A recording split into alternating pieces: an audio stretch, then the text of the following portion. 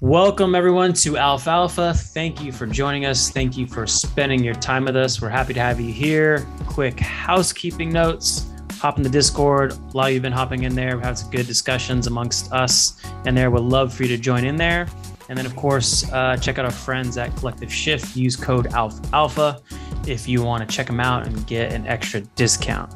So got a lot of stuff to talk about, a lot of stuff going on in the world. We're going to talk a little bit of real estate, some alternative investments. We're going to talk about some of the maybe a little macro, maybe some of the culture stuff going on, and then hit on goal setting near the end if we can speed through everything. But let's go through the alpha round real quick. So I'll kick it off. I just had a few simple trades I made. I bought another MFer. It's already down. So wow. We're great. We're feeling good about it. But yeah, part of the kind of multi-year hold portfolio for some of these NFTs, very crypto native one. So hopefully that thing, beats out ETH over the next couple of years. We'll see how it goes. And then I sold some altcoins. Those things are going to like clearly bleed in the near term. So 2-3 days ago, sold some leftover Link and Matic that I had over that, was holding on. And then I was like, you know what, this thing's going to bleed anyway. So just sell it, whatever, pay taxes on the profits, and then, keep it in stables and just keep it on the sidelines until things feel safe. So we'll see how it goes. But those are my trades for the week. Oh yeah. Well, another good one was we qualified for the Optimism airdrop. Was that's right. We had talked about in our Discord and our chats to bridge over to Optimism. Yes. Stephen, how many wallets did you start to set up and then not set up? I set up 15 wallets and I approved them all for like the bridge transaction. Like I just went through and boom, boom, boom. I was like, I'll cycle through them. And I don't know what happened. I forgot about it. Like I have like 15 wallets that just approved the token for transfer for the bridge. Never bridged. I ended up getting the airdrop on like one wallet for the bare minimum. Really just a disaster. I saw that it looks like the biggest people got like 35,000 tokens. 35,000, yeah. 35,000, and it's probably going to trade for $1 to $2, I think, depending on how nuclear we go. Yeah. Cool. And that just hurts, right? Because you think about it, like how hard would it have been to really just set up 100 wallets and do the transactions and vote, and it's pretty hard. I mean, it's pretty hard to actually sit there and do it. I did it on 5 and got them. But is it $3 million hard? It's well, not, so no. Stephen, the whole reason we embarked on this was like, probably the easiest way you want to make $1 million if you just like grind through setting up 100 wallets on Optimism or some of these layer 2s and assume they're gonna do an airdrop a year later. And anyway, I got through like 16 of them, so we'll see how that pans out. Well, to be fair to myself, like I felt very strongly in the back of my head that this wasn't just going to be some super dumb, just rain cash on people for no reason airdrop. Like I think that meta passed. Like I kind of knew they were going to do something a little more intricate. I think it's unrealistic to think that any of us were going to like go vote on proposals on all of our wallets or whatever all the other things were. But it was probably realistic to get like about $1,500 worth of tokens per wallet, I guess. Yeah. Which still probably should have done on 100 wallets, I think. But I think it's getting pretty close to the hourly break even. Yeah. Anyway, encourage people to go check it out. Go check out Optimism on Twitter. They'll give you the breakdowns of how the airdrop happened. Probably some innovative stuff for future airdrops, I'd imagine. And they also did come up with creative structure, kind of like 2 houses of government for their governance, which is pretty interesting. So Eric, you dug into the airdrop. That was part of your week. Anything else to kind of report on for the week? Yeah, I'm staying comfy in my shorts, but the funnier thing that I had was like this mental breakdown on NFTs. I just got really pissed off at NFTs, how I'm seeing the same freaking project over and over and over again, just recycled with a new animal or a new whatever. And I got so frustrated by it that I'm in a point where I don't even want to talk about NFTs. I don't want to hear about them. I don't want to see them in my feed. And now I follow all these NFT influencers and they're all over my feed. And I lost my mind thinking about these NFTs, and I can't reconcile how JPEGs are still maintaining their value when like all risk assets are just dying. Did you rage unfollow? Did you go through like a rage unfollow fit? I mean, JPEGs really aren't maintaining value though, right? There's just like one or two just projects really. And it's just Moonbirds and it's just Moonbirds and Ape, the Ape ecosystem basically. I mean, there's a few things here and there that have gotten hot. So now they're going to come out with the land sale for ApeCoin land sales coming out on Saturday, and I'm like pissed off about that because I know that nothing's going to happen for years with this actual metaverse, and like nothing changes. It's so stupid, all this. I feel your pain. I've definitely grown a little disillusioned myself. I flip through Twitter now, and like all I can see is just people shilling their book, and it's just full of people who, quite frankly, don't really know what the hell they're talking about. There's like one guy who's actually saying something useful for every 100 people in my feed. Everybody's just shilling some dumb, like pixelated animal. Some dumb copy project. Yeah. Anyways. It's pretty rough out there. I mean, this is new markets though, right? You get this hype phase. Everything goes up like 1,000,000%.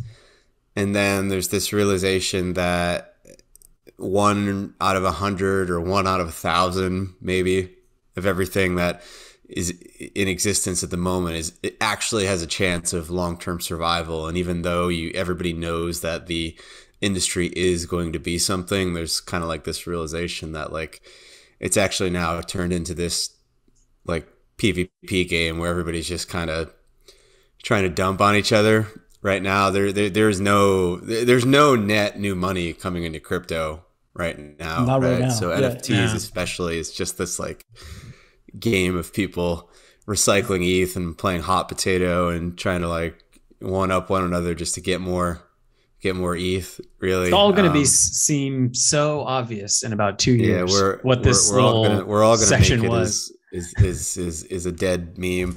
I also realized this week that we're all going to make it's not even a crypto meme. So I'm just at peak crypto depression right now. I think after what does nihilist Steven do in his week? Any trades that you want to share? I mean, you'll recall the last couple of weeks I've just been searching under my couch cushions for more altcoins to sell, and I ran out of altcoins to sell, and then I was still pretty bearish. I just started borrowing altcoins that I didn't have and then selling them.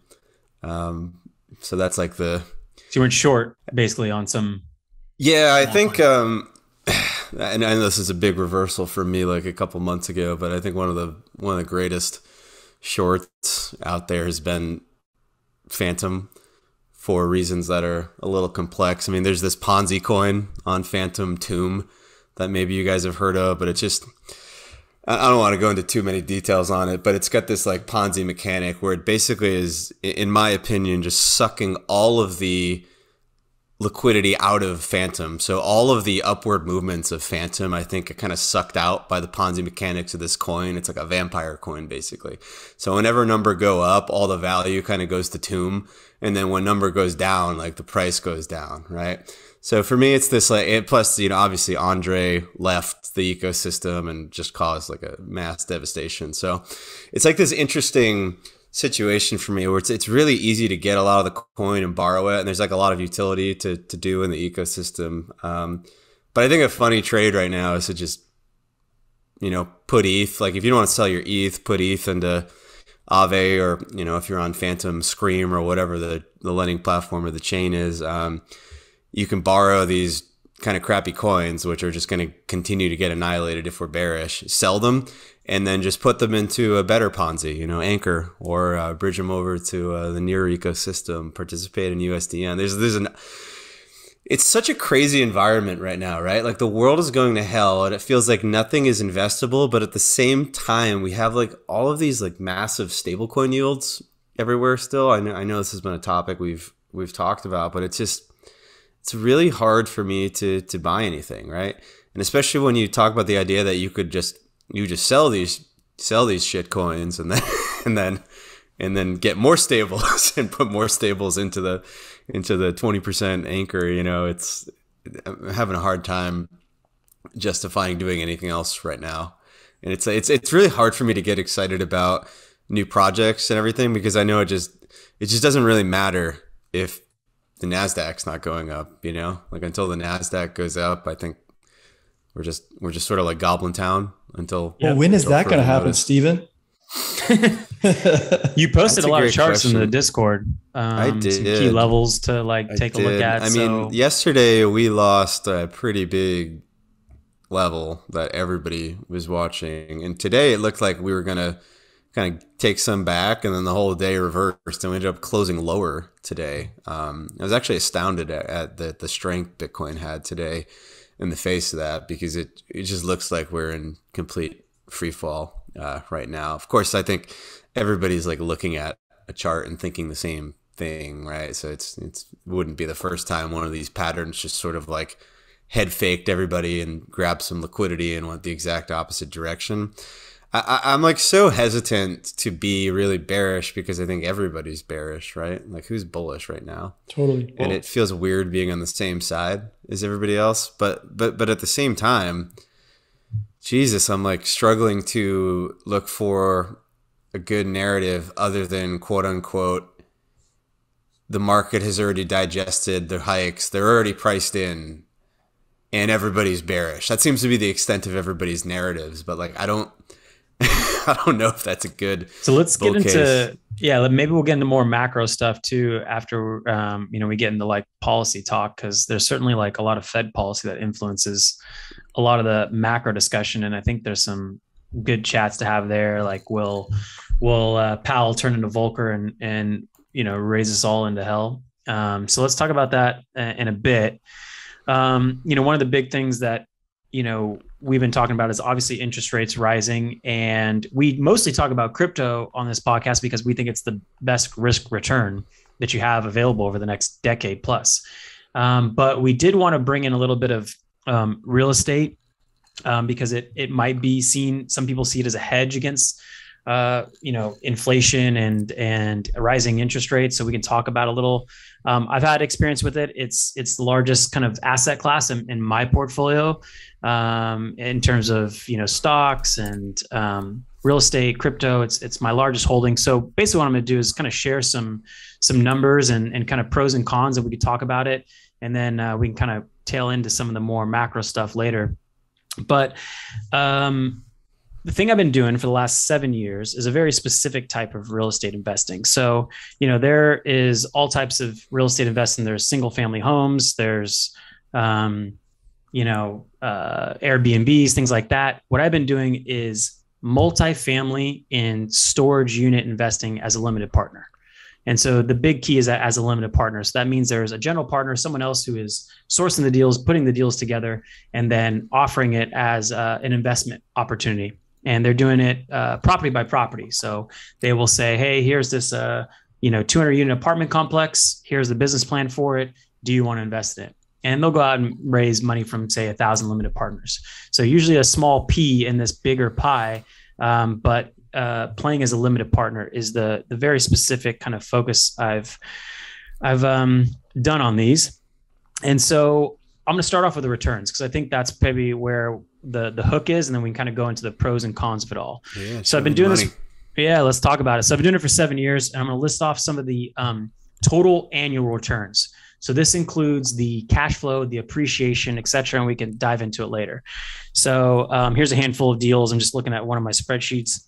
41%, 83%, 52%, 21%, 23%, 62%, 18%, 34, 44, 20, 79, 16, 114%. And so those are annual. Did you say those are your annualized returns? Annual returns. And so keep in mind, those are not like compounding returns like you see in the stock market or in crypto, right? That's off your initial investment that you made however many years later. So if you put in $100, that return is calculated off that original $100. It's not like in the stock market where you compound. Wait, are you quoting like an IRR though on that? No, it's just like your return in aggregate. No, not in aggregate. It's your annual return, and it's not necessarily an IRR, but it's like if you put in $100 and you've received $40 over 4 years, you're at a 10% annual return. So some of these deals have produced pretty large returns. Some of them have been pretty stable. On the low end, we're seeing like 16% annual return. On the high end, 114% Okay, annual could you return. tell me how to make 114% annually in real estate, sir? Because yeah. So let's dive into like what these things are and where the pros and cons are. So specifically, this is multifamily real estate. So what we're talking about is apartment complexes, right? Where you acquire apartment complex, you might do some value add things like when people leave their unit, you go and make improvements to the kitchen, the bathrooms, maybe the common areas like the pool area, and then you increase the rents. And you can increase the rents every year, maybe because just rent prices are, market is increasing, or maybe you increase rents because you actually improve the value of the units. They're more valuable because they have nicer kitchen appliances, for example. So the return comes in two factors for these deals. They come in the cash on cash that you get, the rent checks, essentially whatever profits left over, and they typically get paid out quarterly. And then you get the appreciation that happens over time. Basically, the value of the property that goes up if you would sell. And so let's go through some of the benefits. And I think the best one to go over the pros of this model is the tax. So the U.S. tax code in particular is, I'm not sure which came first, if the tax code was made for these investments, or these investments happen and then, there's enough lobbying and now all of a sudden the tax code is just made for the people who've invested in these vehicles. But there's two things that make this one of the most tax-friendly investments you can do. One is depreciation. So whenever you buy an asset, you get to depreciate that. And what that means is you get to write off the value of that property and how it depreciates over time against your profits. And so, for example, apartment complexes, I think the useful life of an apartment complex is something like 29 and a half years. Let's call it 30 years. So you get to take the value of that property and take 1/30th of it every year and write it as an expense. No cash came out of your pocket. It's just, it got less valuable because, wood, concrete, all the materials that go in there, they kind of depreciate and get less valuable over time as they get used. So depreciation is a big one. And typically what you'll see, and we'll talk about in the cash flow section, is that the depreciation often cancels out your cash flow. So you're not paying taxes on the cash flow. It's often greater. So we'll talk about in a second. So are your returns like tax adjusted, or are those your returns before factoring? Yeah, basically what I'm getting to is that they're basically net of tax because there is no tax. So for example, if you're yielding, let's say 7% cash on cash, the beauties of the tax code allow you to depreciate the value of your property, 1/30th every year. But then there's additional benefits where you can accelerate the depreciation. So let's say you're going to invest in an apartment complex. You're not going to probably hold it for 30 years. You might hold it for 7 years or 10 years. And the tax code allows you to accelerate depreciation. So everything has a different depreciation schedule. So the sidewalks have their own schedule versus, lighting fixtures and the raw land that it sits under. So everything has a different schedule, and the tax code allows you to accelerate that depreciation. So if anyone is listening that has owned a business before, they know that the tax form that you get at the end of the year is a K-1. It shows your ownership percentage interest and your profit or loss. And so you get these in these multifamily limited partner deals. You actually own a percentage of the LLC that operates the property. And oftentimes you'll see a negative on there, which is a good thing. So on a tax basis, you lost money because even though you got paid out, say 7% cash on cash that year, the depreciation is often a lot greater than the cash flow. So you're showing a negative on your tax returns.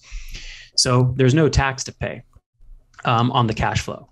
And then, Stephen, to your point, the second item of where the tax code really benefits real estate holders, and in particular multifamily real estate holders, is the 1031 exchange.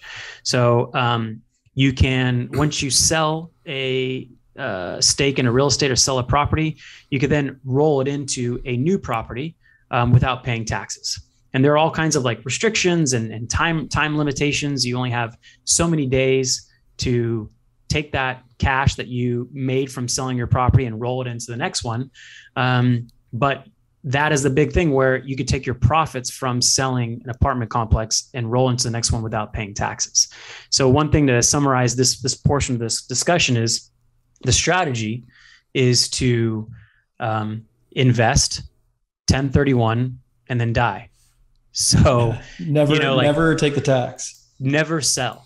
Basically just keep rolling it into the next deal, never pay the tax, and leveling up every time that you sell. Hopefully it's like maybe you have an 80% return on your appreciation. Maybe you have a lot greater than that. Let's say you put in 100K, maybe by the time you sell, it's worth 200K, and you take that 200K and you roll into the next deal and roll into the next deal, and just keep doing that until you die. And then, once you're dead, your little trust or will can decide where that money in real estate goes. And effectively, I don't really know, other than moving to some tax, free area of the world, does the tax code allow for you to actually earn profits and appreciation without ever paying taxes in your lifetime? So, Stephen, these are essentially what, they're gross, they're pre-tax and post-tax yields is what we're looking for. And so I think when we get to the end of this discussion, it'd be good for us to kind of compare stablecoin yields and, which compares, because there are obviously some downsides to this type of real estate, which we'll get into. Liquidity. So, big one. That's the biggest one we're going to talk about for sure. Wait, can I get a little more clear? So what is like your average return on your portfolio, and like what is like sort of like the average time you've been in these deals? Right. So everything. I've been investing since 2015, so 7 years ago. And in that time, one property has only actually sold. So the rest have been holding this whole time. And in that, for example, that one property returned an annual return of 41%. It was you don't need to sell it though to figure out what the return is, right? Obviously, you mark to market and everything, right? Yeah. I guess I'm confused about that. Like, so when the property appreciates, but you never sell it, like, how do you actually capture any value? Like so there's two ways. You could take equity loans out on it to buy more property, right? So the next point I was going to talk about, we can get to essentially you could refinance. So imagine the apartment complex like a business. If you increase net operating income, it is now worth more. You go back to the bank and pull more money out. So we talk about that. And then really to your point, Eric, you really don't benefit until you potentially sell it and roll it into the next deal. So, there's one deal, it was a $90,000 investment. It had a 41% annual return. I forget when I bought it, or when I invested in it, but it turned into call it like, I don't have the number in front of me, but like 230K at the end. And they sent me an email saying, listen, if you want, we'll send you the cash. And then you're going to have to pay taxes on your gain. And here's what we estimate your rough, tax bill to be. Or we have set up another deal. If you'd like to participate in a 1031, pay no taxes, roll the rest of it into, the next investment. And so the annual return, average return, I didn't do the like weighted average return, but let's call it like mid 30% annual return.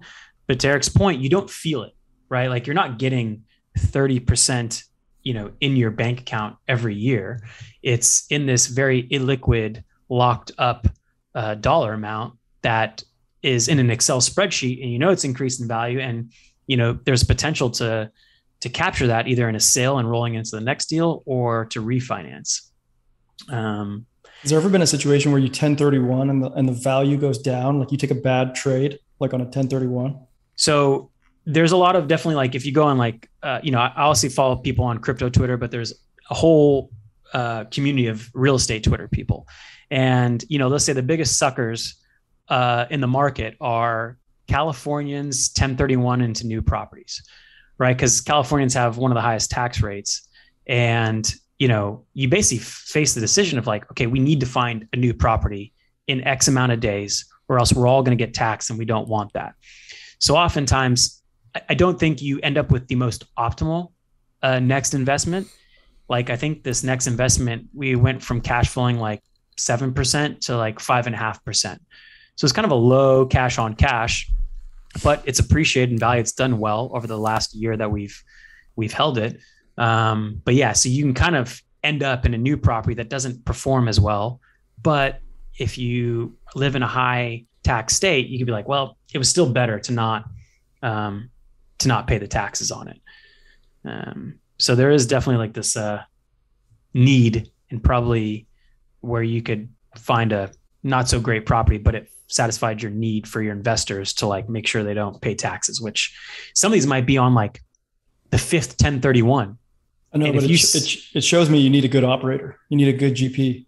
Totally. And so, we'll talk about like what are the downsides of this, and a lot of it is like being a credit investor and finding these deals.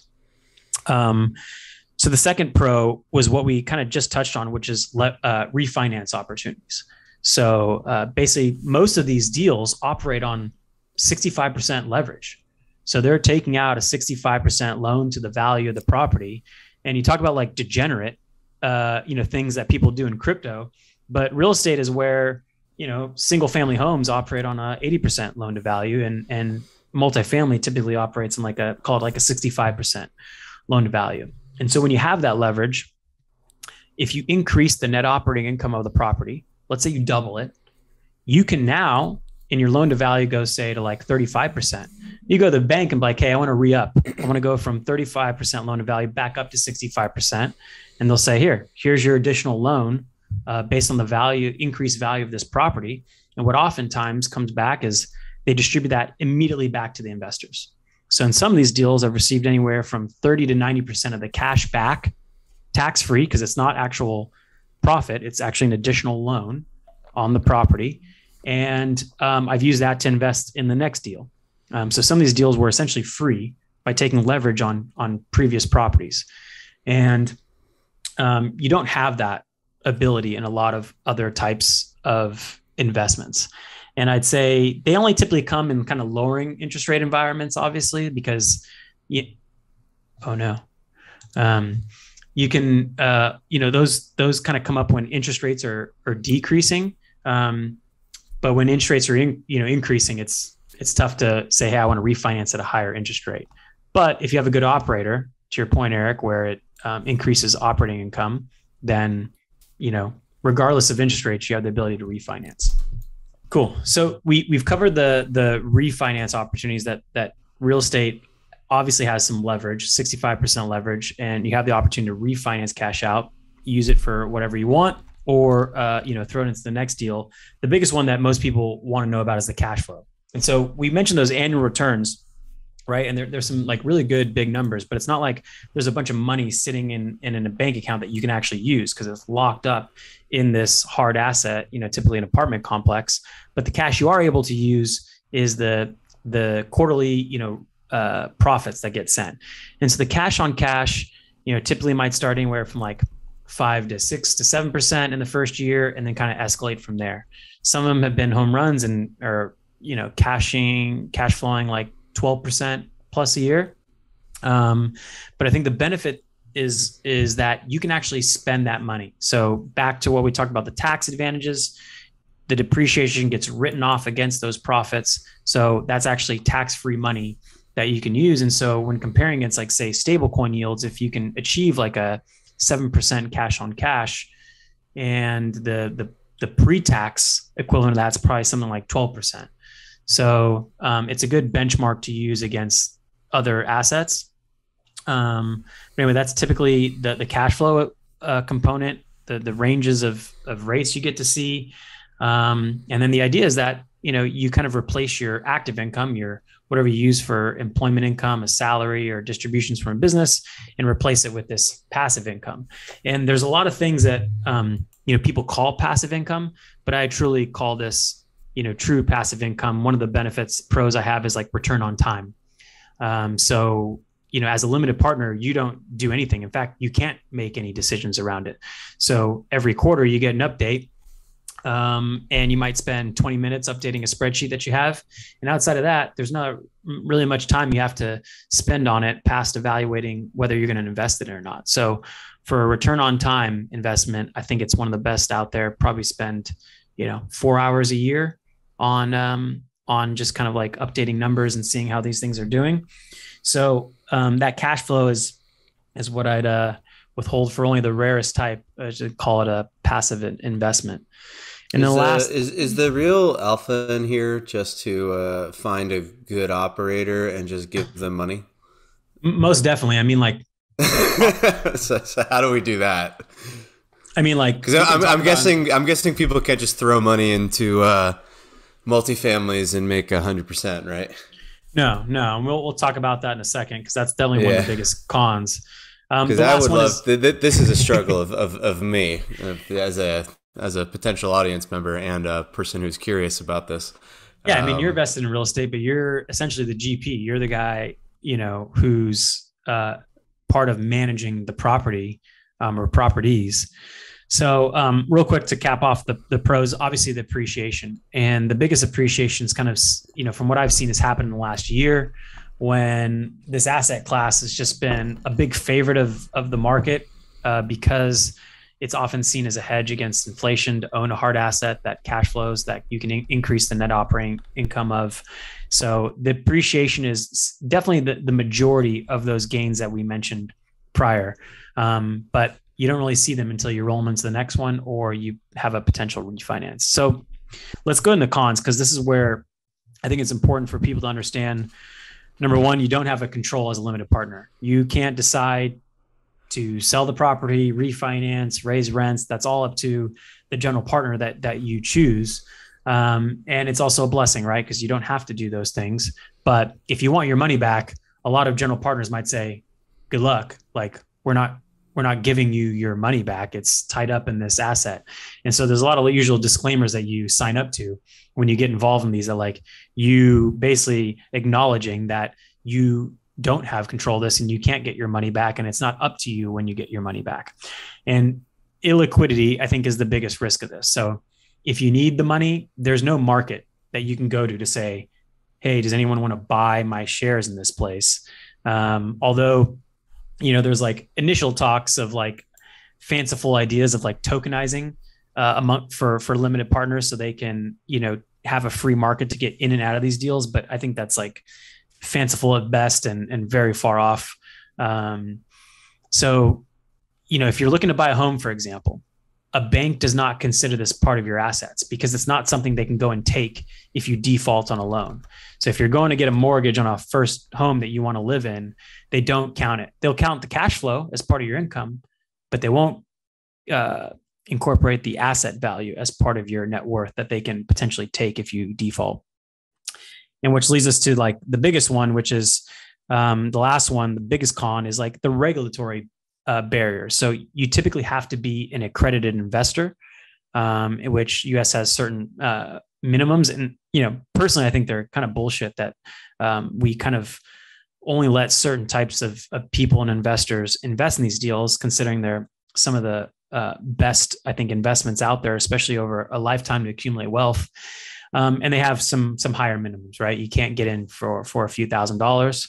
Although if the accredited investor, rules went away, I'd imagine that some general partners would be open to letting in, smaller amounts in for minimums. So, to your point, Stephen, you do got to find good general partners. Typically what you want to look for is like partners that have been through multiple cycles, that have been through a crash before, have never asked their partners for a capital call. Remember, as being able to get part of that appreciation and getting that K1 means you are an owner of this company. And if the company needs more money because it's in a bad shape, in order to maintain your percentage allocation ownership of that company, you may have to do a capital call and put more money in to save the property, provide it capital while it kind of gets back to a good place. But you want to find general partners that have been through those times, have never, asked for a capital call. And so there's a bunch of other guidance that we could probably talk later in the Discord about like what it takes to find a good general partner. And there's all kinds of rules. And I've definitely talked to 25 plus of these over the last 7 years. And I'm always looking for good ones. And, main criteria is like, are they going to offer like a 1031 opportunity if they sell? Because you want to at least have that opportunity to look at. So, we can talk about this a little more, but I think like if anyone has any questions or, wants introductions to people in the US who have, as good general partners, definitely have filtered out quite a bit and can shoot those over in the Discord.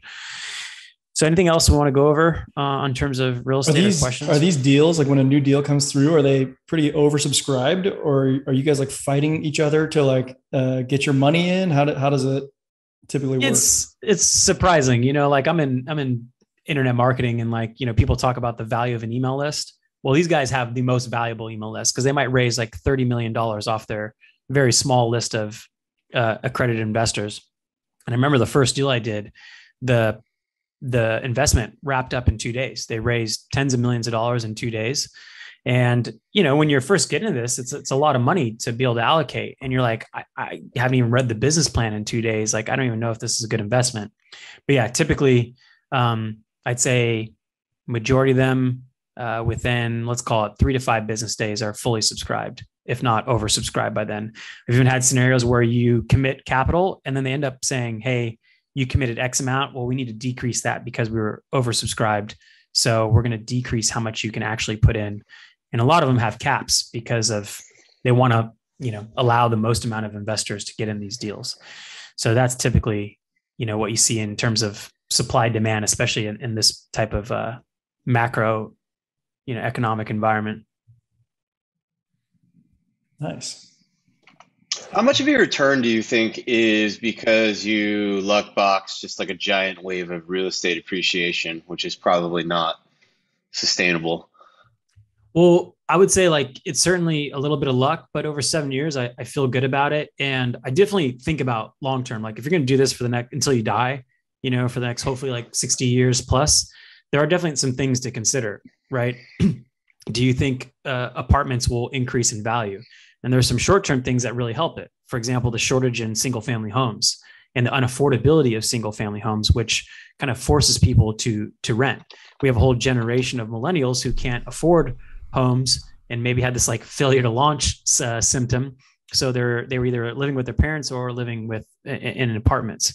And so that's definitely like a shorter-term bias. The biggest longer-term risk I see is just demographics, like population decline, like us not having as many babies in the US. And then you also see like limiting immigration. And so you typically need 3 things for apartments to be successful. You need population growth, you need employment job growth, and you need wage growth, or the 3 things that typically move rents up over long periods of time. And so if we ever see over a multiple decade period where population growth declines, assuming that single family home housing eventually catches up, then you could face like a, call it like a deflationary environment for like apartment complexes, for example. And this, maybe storage units play a little bit in that, but they probably face the same long-term headwinds. Any risk of like regulatory changes in the tax code? Yeah, the biggest one that's come up, and it comes up often a lot in budgets, is limiting the 1031 exchange, right? So that's one that's currently in Biden's budget, but that budget has to get, taken by Congress to say, okay, Mr. President, we see that this is a priority in how you're going to pay for some of your spending plans. You're going to limit the 1031 exchange so that people cannot take advantage of this. But typically it's come up multiple times over the last, decade or so, and they usually don't even get turned into legislation. If they get turned into legislation, they never really live on to actually see being passed as a bill. So I think the current one is if you're making over $500,000 a year, you will not be allowed to 1031 and take advantage of that. So you still have a lot of leeway as like an individual to still 1031 according to Biden's current proposal. But, I've certainly talked about it with general partners, and they don't see it as like a high probability for this thing to actually get cemented into law. So we'll see. For one thing, at least Trump was an apartment owner. It does help you that like the people that make the rules tend to be also the owning class, Yeah, there's a lot of people in the U.S. who own real estate. They're their own home, which 1031 laws apply to. So I think you typically see that represented in Congress too. So I don't think anyone's surprised how little kill we their own hear bags about real estate loopholes. Seems like everybody's just hating on the billionaires all the time. Yeah, they're easy targets, but no one It's talks pretty about crazy. Sam You Zell. just have this entire asset class that's basically just concierge tax protected. I think it's because the boomer generation, everyone was like a homeowner, and now the proletariat is going to be a renting class, and we'll hear about it more going forward. Yeah. Um. Okay. Yeah, I mean, great strat. Great strat. Just lock everybody out of housing and then just give the all the tax benefits to the owners and then charge everybody wild rent. I love it. Yeah, we'll say like beyond What could being go in wrong? real estate, like being a homeowner, particularly in the last like year and a half, has been amazing. Like you kind of love the Fed right now because they're just inflating your or appreciating your asset to the I moon. mean, my house Renters are is getting up screwed. 20% already, I think. That's not, it hasn't even been a year yet. Actually, it's up more. What the hell? I'm looking at the Is your Zillow purchasing thing. power It's up up or like down? 25. Yeah, it's up 25% in under a year.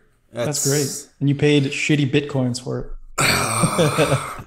Unfortunately, I think we're kind of worried we're going to have a bit of a crash on our hands here in real estate. Do we want to get a little macro talk in this next section? There's like a bunch of stuff we could talk about here. We could talk about Elon actually buying Twitter, not potentially buying it. Talk about Bored Ape land sale, macro stuff. Libs of TikTok was like a potential candidate. What's feeling spiciest, Steven? Lots to talk about. I mean, I want to hear first if you think that real estate is going to go through the same path that we've seen in like equities. I mean, so there was this article that came out, and I sent it to a friend because I was like, this could be the start. So I think it was Wells Fargo just laid off 500 mortgage processors, and you have 30-year mortgage rates tipping over 5%. So Wells Fargo is basically saying we're not going to have as many new mortgages because interest rates are so high. So we got to get rid of these people ahead of time, and that might be the first headline of a potential slowdown. I heard an interesting counter take that was that it's not that like mortgage demand is going down. It's just there's no inventory. So there's lower transaction volume just because there's nothing to buy, which I thought was a funny take. And obviously the complete opposite end of the spectrum there. I mean, this is the argument, though. This is like the question when you look at real estate as an asset class. So on one hand, you have interest rates going up. So the cost to own a home, to purchase a home, goes up dramatically as interest rates go up. But at the same time, you have not enough supply of homes for people who want to buy. And so, and mainly, I'd argue it's due to like regulatory issues for builders being able to build new homes. Like there's space, obviously, in America to do it, particularly in California. And it's really hard to get through all the loopholes to build a house. So it kind of dissuades builders from building new homes in those states. At any point, you have low supply, rising costs. So which one is going to win out in terms of swaying the price of real estate? Yeah, it feels hard to talk about real estate as an investment class on a pod like this because it's so market dependent, especially when you're talking about like, should I buy a primary home? I mean, we all live in California by the coast, and it's sort of like the essence of like limited supply and extreme NIMBYism, right? So you can't get a house near me. Like my neighborhood, there's nothing for sale, right? And there's no land to build anything. So which is very different than if you're out in some areas of Texas or Nevada, right, where you can just kind of expand outward forever to some extent in certain areas, right? It's a tough thing to wrap my head around. I mean, I was thinking recently, like, I don't know, should I sell my house? Should I take the free 30% as the world's about to explode and just sit on my hands? Like it's something I thought about. Like I am struggling to see how real estate prices can just keep going up like this, especially if like rates go higher, right? Like this year, the 30-year has just been the yield has been going through the absolute moon at like a crazy pace. I tried to get a refi done earlier this year and at like 3% and couldn't get the bank to agree with my crypto stuff, unfortunately, and didn't get it done. And now rates are like above 5, which is nuts. I mean, that was, you're talking about tens of thousands of dollars a year in differences on those rates. That's got to filter into prices. People have to run out of money at some point, right? Yeah. Like people just can't keep like what the hell is I don't know if you have any insight into this, Eric, but like I think everything I'm looking at just it makes it seem like all the money is kind of drying up now, and I'm struggling to see where the demand is going to come from, be it for real estate, but especially for non-scarce assets like stonks. There's plenty of those to go around. Anybody can buy those, and who's going to buy those? I don't know. So I don't know if you've given any thought to this. Well, I think even the people that would qualify for big loans before, or would have like a big asset base before, has probably been lopped recently, and I think that demand has to come down, regardless of what happens with supply. Yeah. My biggest worry is that as inflation goes up, and obviously rent is part of inflation, but other parts of people's lives, their car loan, groceries, everything else goes up, just like rents are tough to. So Nick's thinking about it in a different way. I'm thinking about demand to buy a place. Like Nick's thinking about renter demand. Renter demand is going to go higher, I think. That's true.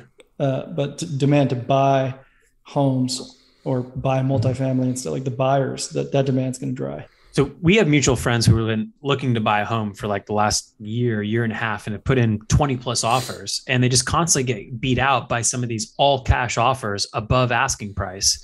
And what it seems to be is like people moving from bigger cities. So like New York to San Diego, LA or San Francisco to San Diego.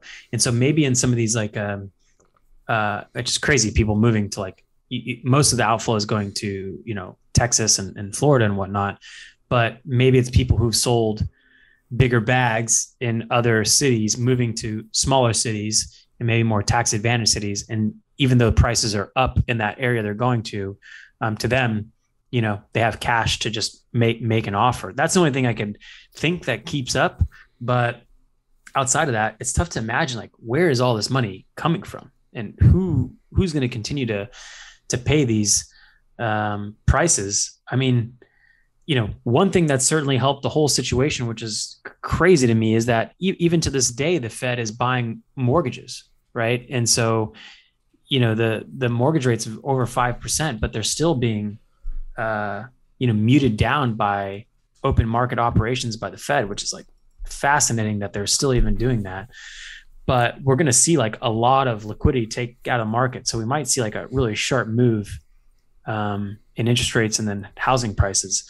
In 2008, I think whenever the crash happened, there was a little different because we had actual, like almost like mortgage fraud, people with ridiculous credit scores getting multiple mortgages.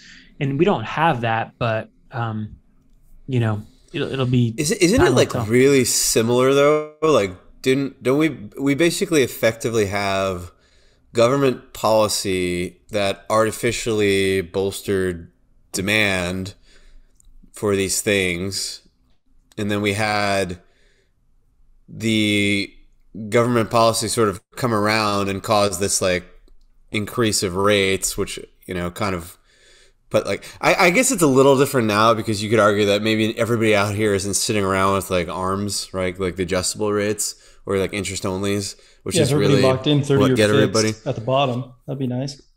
Yeah, so I don't know if we're gonna have as many like forced sellers this time around, but like I have seen a lot of stats. Like people have been tapping their houses for equity pretty hard over the last few years, more than that.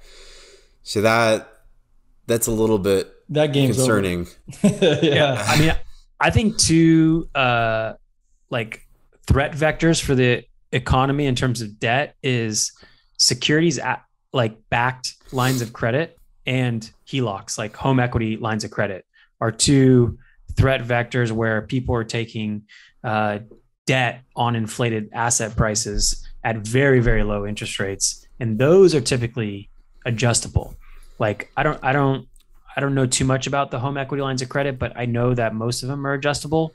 And then the securities backed lines of credit are almost always adjustable. So like those are, you know, when you have someone borrowing against a stock portfolio and stocks go down big time, then you have, like you mentioned, literal forced selling in that situation. Is that what Elon did? Is that what Elon did to buy Twitter? That's probably what he's doing, is borrowing against his stock. Elon, but you're borrowing it. I think his liquidation price on Tesla stock is like $535 or something. I saw like. I thought it was like 700. That was kind of scary. What is the price isn't that far above that from what I saw. I'm sure he can get. I think he can get liquidity from elsewhere, but like that would be kind of wild for listeners. That you could see how this turns into a downward spiral. Let's say Tesla goes down like 30%. Elon has a loan against his Tesla stock, and J.P. Morgan and Morgan Stanley comes in and say, "Hey, we need you're going to margin call you because your collateral is now going to be less than how much you borrowed from us." And so he's forced to sell, and he has to sell Tesla stock, and then it goes down even more. And so that's just definitely one area to look at over the next few years, is as these adjustable rates, which are typically off like 1 month LIBOR, the new SOFR rate, as those creep up, and they for sure will not just creep up, but escalate over the next year, what that does to forced equity sellers.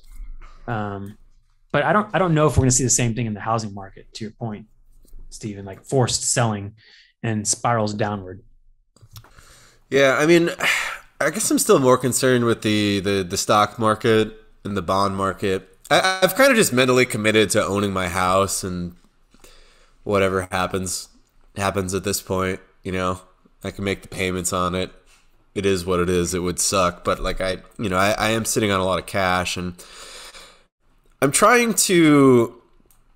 I'm concerned at like how bearish I am, given how bearish everybody else is, right? And I'm trying to make a bull case, right? And I am looking at some stuff, and it's kind of crazy, right? Like Facebook is trading at 174.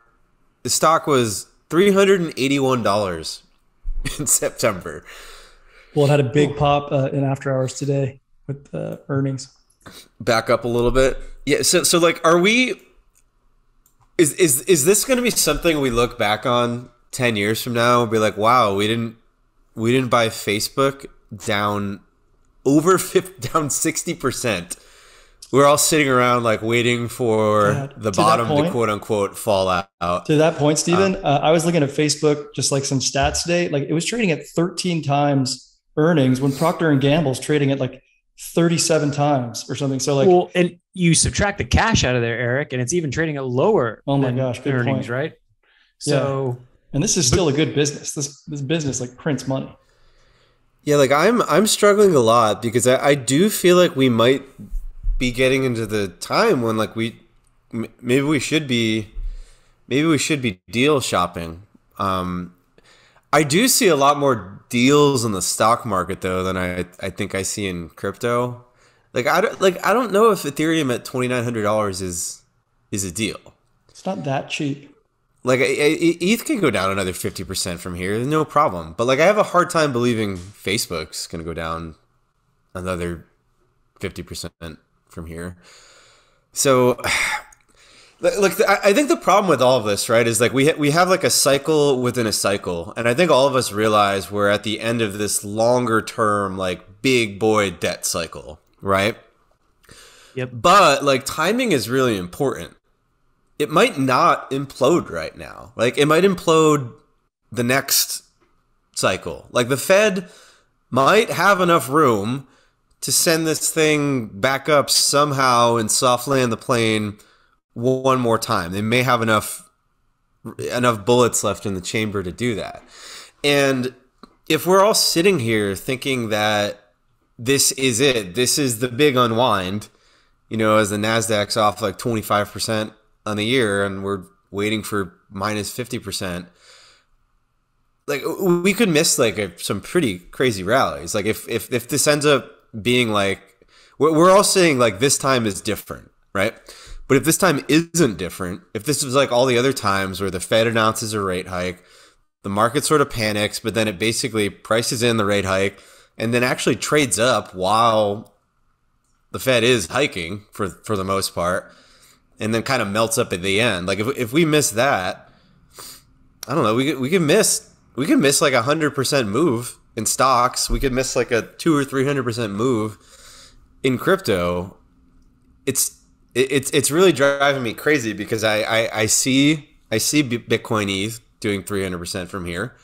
I also see it doing like -60, -70 from here if it is, that time. And I don't know. I really am at a loss right now. For listeners, then, like we don't know where things are going to go, and we're kind of this Goldilocks zone where like risk to the downside, but still upside.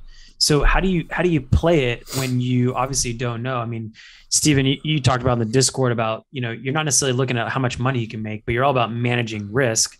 And I imagine you do that as a poker player. And also, Eric, when you're managing other people's money, that's like a key thing you're taking into account. So is this like an Occam's razor thing where the simplest answer is just to dollar cost average on the way down? Well, I think there's actually an interesting question here that you've reminded me of. And I was actually thinking about this yesterday. Is there actually a good reason for normal people, i.e. non-professional investors who spend all their time thinking about markets, is there any reason for people to hold cash? Especially like right now, right? Like any cash at all? Is there, or like more than 10%, right? Like realistically speaking, we're looking at the market way down. Everybody's max bearish. The sky is falling. Crypto's down. At least retraced like over 50% from highs. I think still today is like close to 50% from highs. Some coins are down 75%. Some coins are down like 90, but like even so, there's some decent coins down 70, 75%. Like, should normal people just bite the bullet and just buy because we're down a lot and it might be the bottom, and if worst case, like 5 years from now, 10 years from now, it's gonna go up. Like, is it even worth thinking about, I guess? Well, I mean, Stephen, you posted in the Discord two things, like stable coins as a percentage of total crypto market cap is going up. I mean, people are going into more stable coins, and then DXY, the dollar, is on like this parabolic move. And so basically people are finding safety in the dollar, and maybe that's the only good reason they have. And so it's happening. The question is like, will it break trend and people stop, holding the dollar as like this safety asset and moving into stable coins like we've all done recently? Outside of that, I mean, like, at least stable coins can offer you like a decent damn yield, where I don't know what you would do with actual fiat, like what are you gonna do with that? You're gonna lose 8.5%, more, call it like losing more. You're gonna lose like 1% a month. Maybe it's more like it might actually be 15-20% right now. It really is just a gigantic clusterfuck, right? It's like, okay, well, you hold on to this cash and it's gonna lose. Like the government's telling you it's losing 9%, right? So it's probably losing 20. And I think if you take a look around you recently, gas prices, home prices, healthcare, tuition, like all this stuff is insane, right? Like your money's melting away. But also everything is going down. So it's making like the cash look pretty good. I can't imagine just sitting around. I mean, I guess I can because this is what I do all day. But like as like a normal person, just sitting around thinking like, what the hell do I do? I think at this point you just capitulate, right? Yeah, it could go lower, but even if it does go lower, like I think it'll go up by the time your retirement rolls around anyway. And like, what are you gonna do? Sit around and try to pick the bottom? Like I was looking at our boy Ben Cohen's like risk metrics for the S&P, and he's usually like going all in and like the 0.7s, like 0.78, 0.79. It was like 0.49 the other day when I looked at it. That's insane. Is it really? Like, wow. That's like that was around like the COVID stuff, right? So So, yeah. which is like a longer term thing, right? He's looking at that on these very long horizons. Obviously, the next 3 months, like sure, we could go down way more, but like if you zoom way out, And unless you think the world is just absolutely going to explode and we're going to go like Mad Max, it's like getting to the point where it's worth considering. I think just can I getting share back some in numbers and with you guys? I saw a walking chart away. today from Yeah. it was S&P returns from 1978 through 1982. You know, this was like the hyperinflation, like Volcker era. And Hmm. during this time, inflation went from like 6.6% up to it spiked up to 13.3%. And then they rose Fed funds rate from 7.9% up to 12.9%. So that they combated inflation by using the Fed's fund rate. Well, I mean, Um, Volcker, I mean, correct me if I'm wrong. I think at one point he jacked it up to 20%. And that's from Yeah. like an average of like 11%. So like towards the end of his part, and it definitely created a 2-year recession. Like it's not like unemployment also shot through the roof during that time. And so, I well, mean, here's the The Fed S and would do P. that today if it created a recession. Well, here's the S They and would P do that for returns in sure. '78, 6.6% positive. Like these are all positive. In '79, it was 18%. In '80, well, 32%. what are you quoting? Sorry. S&P 500 Ah, returns like on a percentage basis. okay. And then in '81, it actually went negative 5%. But then '82, positive 21%. In '83, positive 22%. So I guess the point is, it's like what Steven's saying. Like it can look bad, and like prices, like the market can go up. So DCAN, right? Like, I mean, DCA like, hold, Like just hold in good theory, assets. like once the market prices in all the information, like we should we should go up after that, right? If it like truly if it prices in all the bad news and there's no more unknown bad news, like yeah, it makes sense why you would have these like dramatic drawdowns, but then after that you're just good and you go back up again. Like if there's no more surprises. The problem with the world today is like there are black swans lurking. I don't even know if they're black swans. They're probably like gray swans at this point, right? Like the food crisis is going to be a doozy, right? We may end up in a situation where you've got countries like Sri Lanka, right, that are just like we can't afford to feed people, so we're just going to default on our debt, right? Because otherwise people start like people might be making those choices. Like the US and the Western world is going to be the bidder of last resort for like and set the floor price for all the food, right? Because for us, like even if our cost of food goes up 10x, it's still actually for a lot of people in the US, it's not going to completely impoverish them, right? It'll be brutal, but like versus like other countries, right? They literally they'll just die, right? In the US, people will have a hard time, but people can substitute. They can move to smaller places. They can sell items they don't need. They can do all sorts of substitution to pay for food and to pay for energy, right? But like we're already scraping the bottom of the barrel in some of these other areas. Like people can't go any lower. They can't pay any more for oil. They can't pay any more for gas. They can't pay any more for food, right? So that's something that may run around like later this year, next year, because there's this delay in like the wheat planting seasons, right? And we also have this energy crisis going on where, you know, outside of the US, where thankfully we're basically energy independent, but a lot of other places aren't because right. they in a lot of areas have sort of pursued this utopian sort of like green energy policy that was a little just completely didn't take into account the realities of the existing world, right? Can't just like flip a switch and suddenly all of Europe's powered by solar just because we think it should be that way in 20 years. Well, today Europe is, you know, buying natural gas, you know, from Russia, or they have to buy liquid natural gas to ship it over from the US, but that in and of itself is like more expensive. It requires all this refining. So all these prices are going through the roof there. The currency markets are like kind of like a release valve for a lot of things. Like the Japanese yen is is currently in free fall, and there's going to be a lot of other currencies like this that are just going to that's always like the first thing that kind of goes when something unsustainable happens in these economies.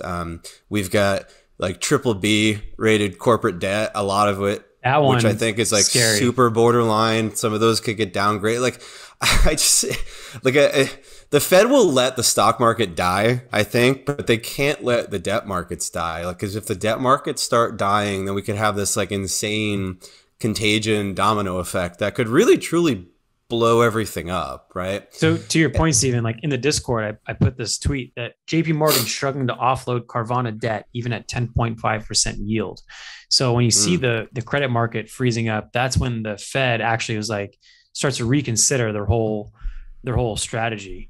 To kind of cap off this macro discussion, I have one question for both of you because I've been thinking about this today. Is next week, I think the Fed is scheduled to have a meeting and mark a potential rate increase. So my question is, if they do 50 basis points, does the market run off that because it's not 75? Or do they get scared off that because it's 50 and then 50 basis points come I again could be and go wrong from on there? this, but I think the market was pricing in like something close to 90% of like 50. So I 50 we think rally. 50 is I find it hard to believe the market's going to tank too hard, right? Like I would be really tempted to make a buy at least for like a short-term trade if they hike 50 and we dip a little bit lower, especially if people start kind of, we're at the level right now on stonks where people might be like kind of panic selling, and then we might have some forced selling, and that might actually be a good time to get in, because if you have people actually start to panic and offload, but in reality we're just doing what's already priced in, like the market is pricing in, so like what, like Right. three or 3.5% federal funds rate now, End of year. which I don't think they can really get to. I mean, the 30-year is at 2.9% Right. right now. I just think that the whole bond market breaks at those levels. Like, we can't pay the national debt for like You guys are making me bullish. at those levels. It's exciting. All right, Eric. So what's your take on 50 basis points? You see bounce? I think we rally on 50, and the only way that we don't is if they give some kind of forward guidance that they're going to accelerate or really get hawkish even more than what we're expecting. But Okay. yeah, I think it's important for people to understand like what's basically happening here is the Fed doesn't really want to jack rates up a ton because they sort of know it's going to blow everything up. So what they're doing is trying to like jawbone everything down, right? They're trying to basically talk the market into self-tightening, which I think by some metrics it kind of is doing. But for most of the year, right, I think the S&P, the NASDAQ, I think stocks like haven't really fully believed the Fed. Like I think we are still playing this like enormous game of chicken right now, where like the Fed is kind of talking a game and the market's sort of they're shifting the probability of their bet more towards the Fed actually doing stuff, but is still really not like I think if the market actually believed the Fed was going to do what they were going to do, I think we would just lose another 30% in stocks like pretty quickly, but we haven't. I'm still seeing unprofitable large cap shit tech stocks that are trading at 40 times sales. I mean, we talked that Facebook is cheap, but like there's some shitty ones out there still. I talked to a friend. He's like, let's call it like an 8-figure stock trader. And he kind of made a good argument for, you were seeing some good earnings this week. There's going to be some positive news in the next week. Fed's going to announce 50 basis points. It's going to be good. People were like a little scared of 75, but we got 50. Then it's going to be like the fool's time. It's going to be a bounce. And that's where fool's going to think like, okay, we're on our way all the way back fully up from here on out. And he thinks that's like the sucker moment to kind of like buy in on that like mini rally on some of these earnings. And, the Fed funds only get lifting 50 basis points. So, and then, maybe more pain thereon. I think we could see definitely pain in the short term. What I'm thinking is that like something's going to break around like the fall, and the Fed is not going to be as aggressive, and we don't end up at where we're predicting at the end of the year. But there's that little likelihood that like Powell becomes Volcker and just says, screw it. Like I'm going to do whatever it takes. I'm going to break the economy as long as we get inflation back below 2.5%, 3%. Yeah, I understand that, but I just don't think it'll happen. I think the Fed's priority, right, is inflation, but their number one priority is to not let the whole system blow up. Right. So I think and the Fed there's will. going to be political pressure at that point. Like we got Yeah. midterms coming up in November. Like there By the will way, be I just pulled up political the Fed probabilities for 6 days from now. 96.5% of a 75 to 100 target rate, and we're Wow. currently at So 25, yeah, 50. I think Eric, you're right. So I think bounce on 50. I like that bet. I think no, it's no, good. that to me is saying that like 50 is like priced in, like with a 96.5% probability. So that's great. So like I have a hard time seeing us really bouncing that much on something that's priced in so much. But you said heavily. 97% probability for a 75 basis point hike. Is that what you said? Well, the current rate. This isn't the hike. This is like the. Oh, sorry. That's the New end range. fund rate. Yeah. Yeah. Okay. So let's see what happens next week. We'll definitely have that for fodder for next week's podcast to see where we end up by next Wednesday, I believe. So we promised to talk about a little goal setting. So a little life alfalfa setting. I'm kind of like a little rigorous when it comes to my goal setting. Steven, I think you admitted before we started recording that you are just going to listen during this time because just so everybody out there doesn't feel like really bad about themselves as you like kind of talk about your 7-year calendar and how you check it every day and meditate on it at tea, after lunch, and you've got it tattooed on your ankle like your vision board for the next 10 years. I don't do any of this. Like you were talking to me about this and I was like, yeah, like this is probably bad. Like I'm not advocating that people do this. I think this may be a blind spot of mine, but like I don't really even have like a defined goal for this year. And I think that's maybe a byproduct of my life, which tends to be just chaos. And I haven't been able to predict my life like 1 year out for the last 12 years running. Like it's just always in some new crazy location. So I think I just sort of I punted on it because I felt bad that I was always failing on this stuff. But I think in like really short horizons. Like I try to think about what am I going to do like today, this week, maybe. By all measures, you're doing a great job. So your system's working. Yeah. I want to hear Nick's though. What's your setup? What's your framework? Yeah. Eric, we've shared this stuff before. Like, I kind of like stick to pretty rigorous quarterly goal setting. I have them going back probably like, I don't know. I could probably look in this folder here, but like 10 years, I could probably go back and look at, each quarter's goal setting. And it's a pretty simple structure. So in this structure, we're looking at like what the result we want is, what's the immense, immeasurable pleasure you're going to achieve by achieving that goal. And maybe what's the immense, immeasurable pain you're going to get by not achieving that goal. And then the massive action plan, like what's the thing you're going to do in order to achieve that result. And so I think that the key is that the thing that you're focusing your work on and your time on is not the goal. It's actually a system in order to achieve that goal. So like the easiest example is like, let's say you want to lose weight. Your goal isn't to lose weight. Your goal is to implement a system like, eat one meal a day or work out five days a week. And that's what you actually measure yourself against, not losing X number of pounds or clocking it at some body fat percentage. So the massive action plan is the part that the system, not the goal, but the system you measure your daily activities against. And you can kind of, rate it like green if you're on it, yellow if you need improvement, and red if you, for some reason, you decide to cancel it.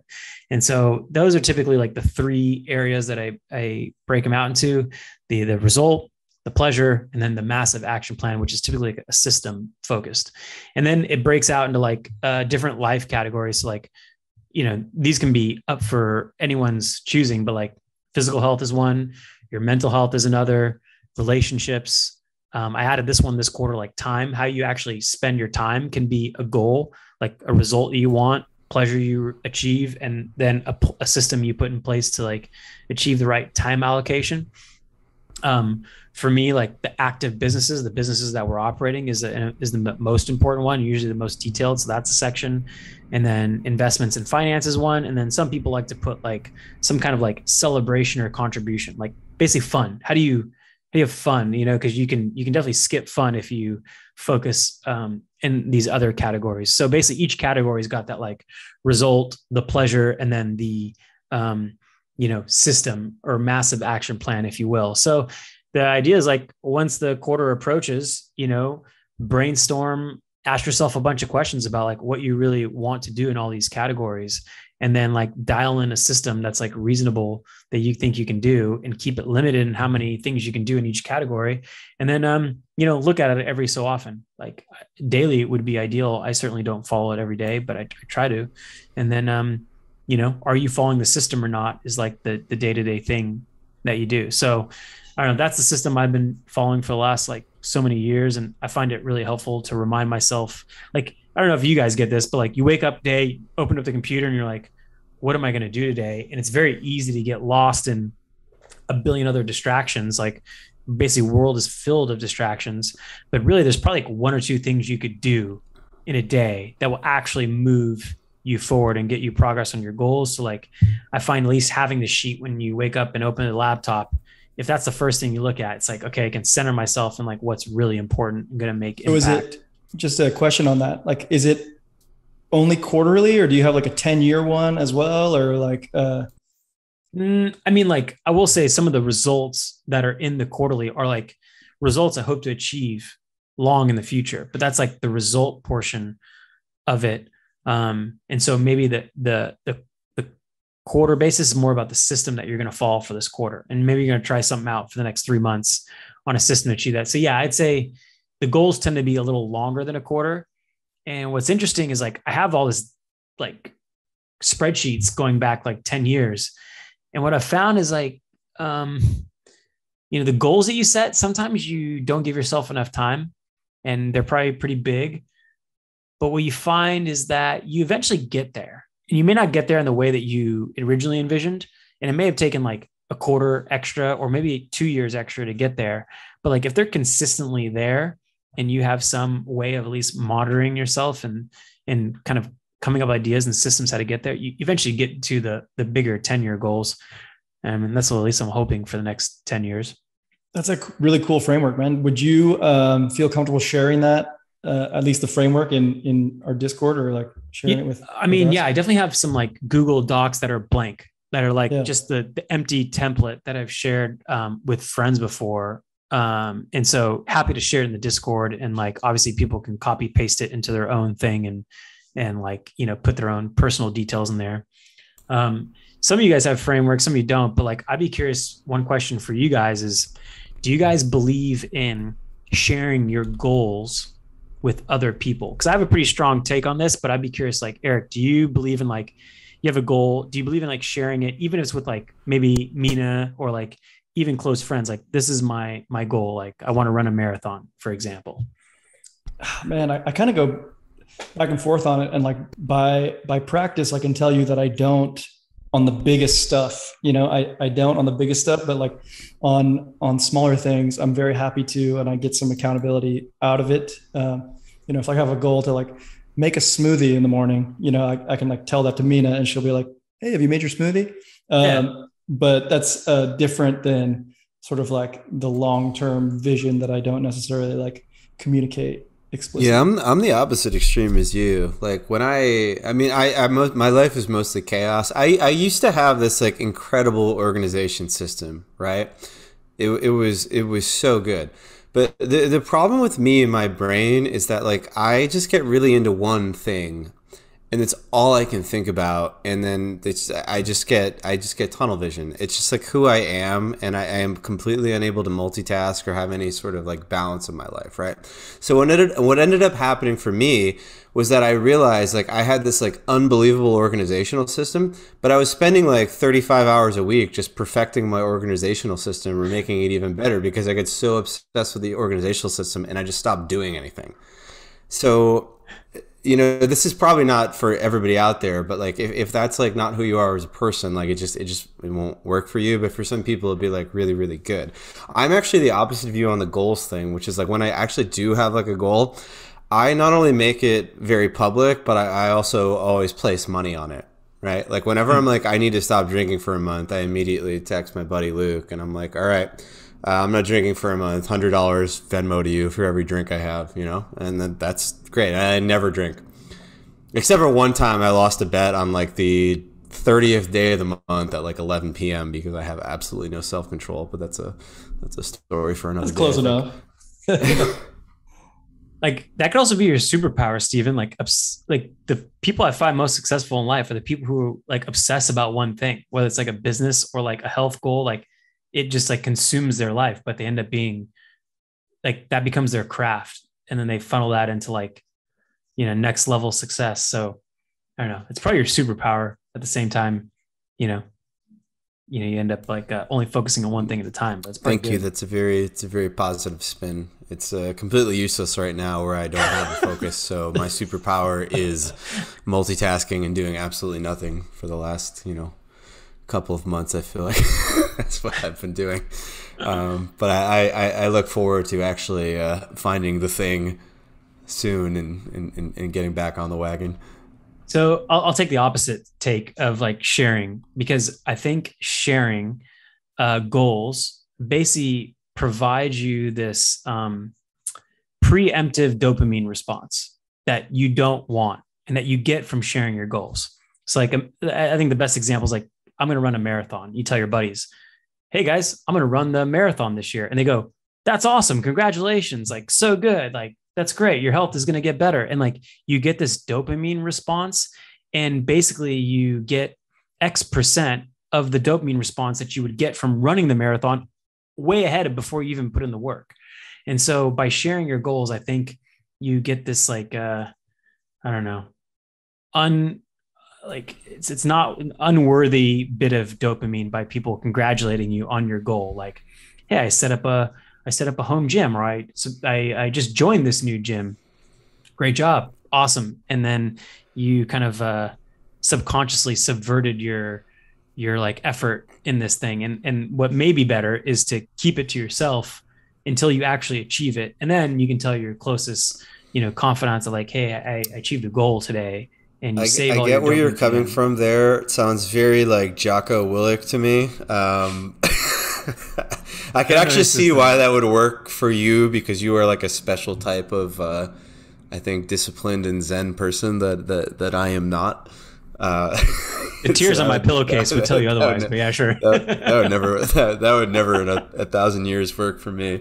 And I'm sure a lot of other people think that. But there's probably a lot of people who are like, yeah, that's great. That's genius. That would totally work for me. You have betting involved. You put money at risk, which is different than what I'm saying. Because like, you know, powerful motivator. Yeah. But it's not even the money. It's the shame of having to pay the person the money.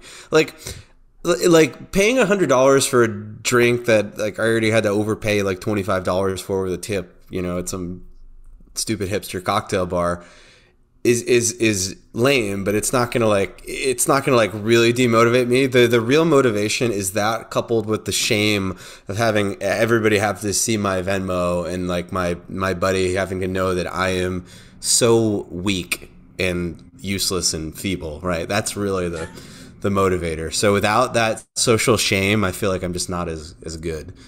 And that's just my perspective. Eric, do you have any like goals, or like do you break it down to to-dos on a daily basis, or do you have big term goals? Do you break it down? What's your kind of take on it? I think what I'm good at is doing like I try to build these habits, and I'll do them in like 30-day bursts.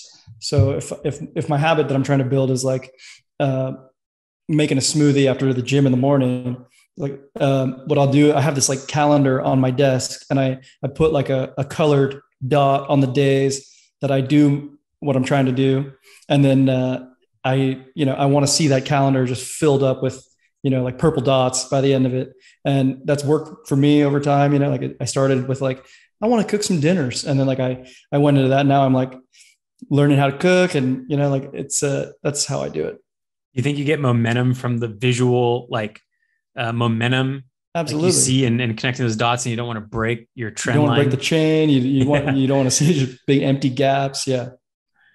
All right, cool. Does anyone know Armand's system that we can kind of like talk about while he's not here and he's traipsing around the world from Egypt to Greece while we're slugging away on this podcast? He gave me a good one about like the year. He's best talk that on his own. He can talk a lot about his like year end. Probably would really like to. So he gave me a framework about year end review, but I'll let him go into that. But it's been pretty helpful too. All right, I think we're going to demand that in the Discord for him whenever he gets online. It's probably like 3 a.m. for him wherever he is, but I think we want to hear that from him. We certainly miss him on this podcast. All right, let's wrap it up, boys. I think that was good. We covered a lot, and nice. Hopefully see you guys in the Discord. Say hi, and we got a lot to talk about, stuff that we talked about on this pod, but there's a lot of news coming up this week, so let's talk about it together and navigate it together. That was fun, boys. Great job. All right. See you guys soon. Adios, amigos. Bye.